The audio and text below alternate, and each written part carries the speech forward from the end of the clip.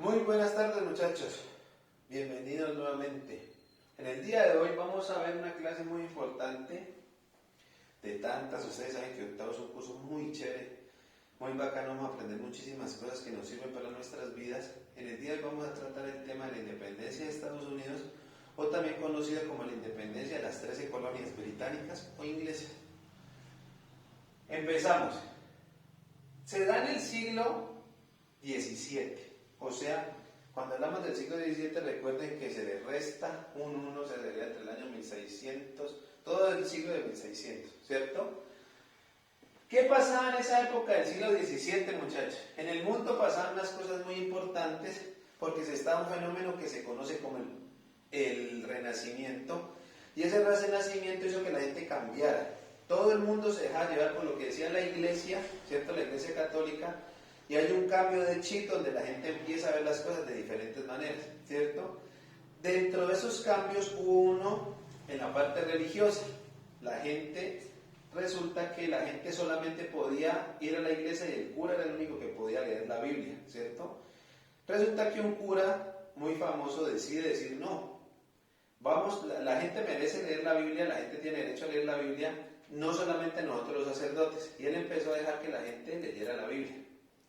Por hacer eso, Martín Lutero, que es el señor que les estoy contando, fue expulsado de la iglesia católica y él decidió montar su propia iglesia, y a esa iglesia se le conoce como el protestantismo. Ténganlo muy en cuenta lo del protestantismo, porque esto juega un papel fundamental en la independencia de Estados Unidos. Entonces, les repito, siglo XVII, Renacimiento, la gente empieza a pensar, aparte de la iglesia, de todo lo espiritual, de todo, que todo viene de Dios, y surge una nueva religión que se llama el protestantismo, en la cual la gente empieza a leer la Biblia por sí mismo y no necesariamente tiene que ser el cura. Se podría decir que el protestantismo es la mamá de todas las religiones cristianas que existen hoy en día, que son alejadas de la iglesia católica. ¿Qué pasa, muchachos? Martín Lutero monta su iglesia aparte, monta el protestantismo y tiene muchos adeptos o seguidores. Pero entonces ustedes saben que cuando uno es diferente en una sociedad, uno es excluido. Entonces, los diferentes, los protestantes, los que no eran de la iglesia católica, los que leían la Biblia, fueron excluidos. Ellos, como no eran malas personas, deciden coger sus chivos, su maleta e irse por otro lado. Deciden tomar ¿no es cierto?, el mar, el océano, y llegan a un sitio que hoy conocemos como Estados Unidos. El primer sitio al que ellos llegan en Estados Unidos se conocía como Jamestown, en el estado que hoy en día es Virginia, y es muy conocido porque es un estado que tradicionalmente se ha dedicado a la siembra del tabaco y a procesar el tabaco, ¿cierto? Entonces es muy famoso porque es un estado del tabaco. Entonces, las personas protestantes que se fueron de Inglaterra a Estados Unidos porque querían profesar su fe, porque eran protestantes, llegan a Estados Unidos a un sitio que llamaba Jamestown, que queda en lo que se conoce como Virginia hoy en día, y era muy famoso, o es muy famoso, por el tabaco. Hasta ahí vamos bien. Entonces, se podría decir que una de las principales causas de la independencia es que ese afán de rechazar a los protestantes en Inglaterra, ¿no es cierto?, por culpa de Martín Lutero, deciden irse a Estados Unidos, ¿cierto?, a profesar su fe. Aquí hay una cosa importante que quiero resaltar, muchachos, que ellos se van a colonizar. Cuando yo me voy a colonizar un sitio, yo llego y me adapto al sitio y a las personas que ahí se encuentren. Cuando yo llego a conquistar, yo voy y obligo a esas personas que piensen como yo y hagan lo que yo les digo. Entonces, empezando, hay una diferencia con nuestro continente americano, o América del Sur, perdón, por llamarlo, porque a nosotros nos conquistaron, mientras que a los Estados Unidos los colonizaron, los ingleses. Una diferencia. ¿Qué pasa, muchachos? Siguieron llegando peregrinos, que también eran conocidos como pilgrims en inglés, ¿no es cierto? Y estos peregrinos, muchachos, ¿cierto?, no solamente forman una sola colonia, sino que se dice que formaron 13 colonias. O sea, que Estados Unidos, cuando se forma como Estado, como país, como nación, ¿cierto?, se forman primero las 13 colonias. 13 colonias se forman primero. La principal, pues Jamestown, que se encuentra en Virginia, ¿cierto? Aquí hay una cosa importante, muchachos, porque las colonias más importantes eran las que quedaban hacia el sur de Estados Unidos.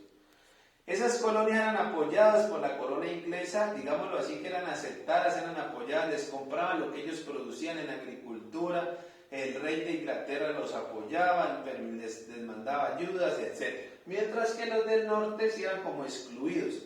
¿Por qué? Porque se dice que al norte se hicieron personas de más bajo nivel económico y fuera de eso también se hicieron personas que en Inglaterra eran tratadas como esclavos, ¿me entienden? Entonces por eso eran más excluidas, ¿cierto?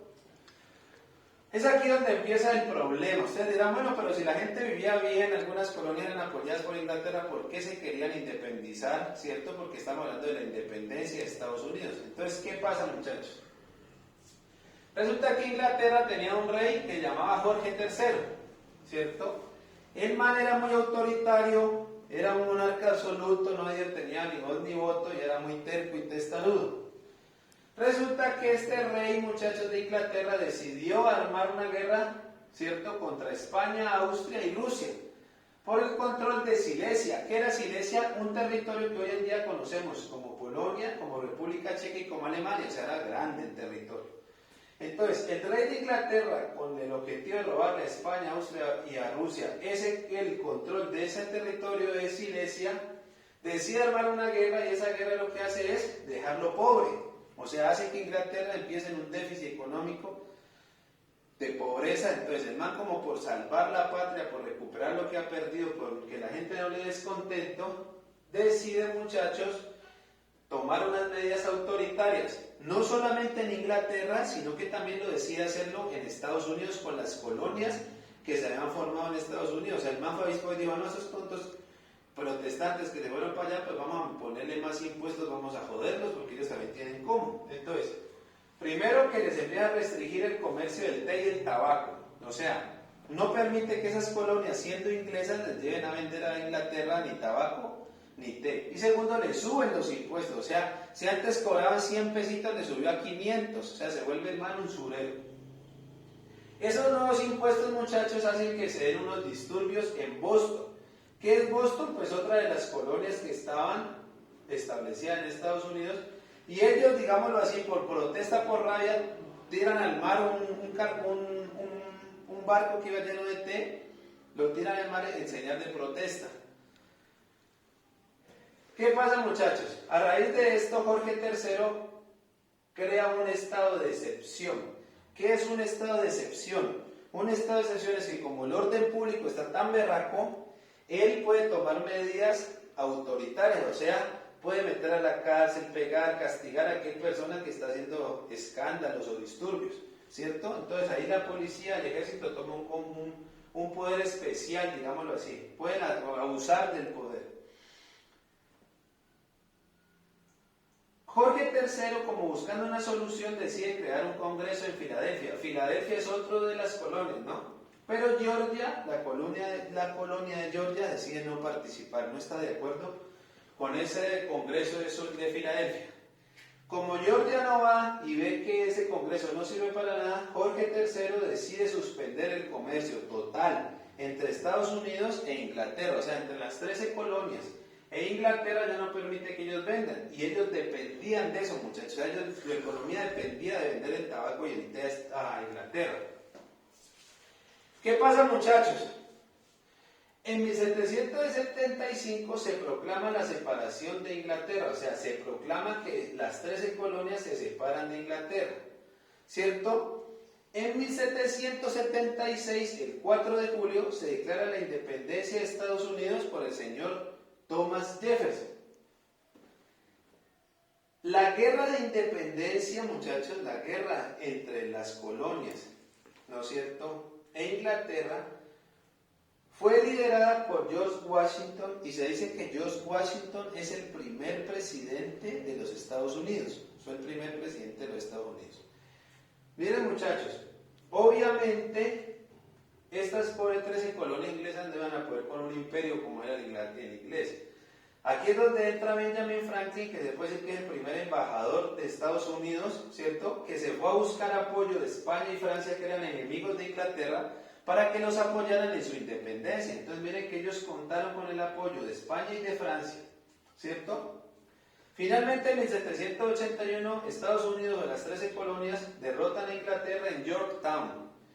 Y en 1787 se crea la Constitución de Estados Unidos, en donde se dice que Estados Unidos es un país independiente y federal. ¿Qué quiere decir federal? Que cada estado tiene sus propias leyes y se crea la división de poderes, o sea, se crea el ejecutivo, el legislativo y judicial. Recordemos, muchachos, George Washington, primer presidente, Thomas Jefferson declara la independencia, Benjamin Franklin, primer embajador que logra el apoyo de España y Francia para poderse liberar. Y hasta aquí, muchachos, entendemos en qué consistió la independencia de Estados Unidos, o también como se conoce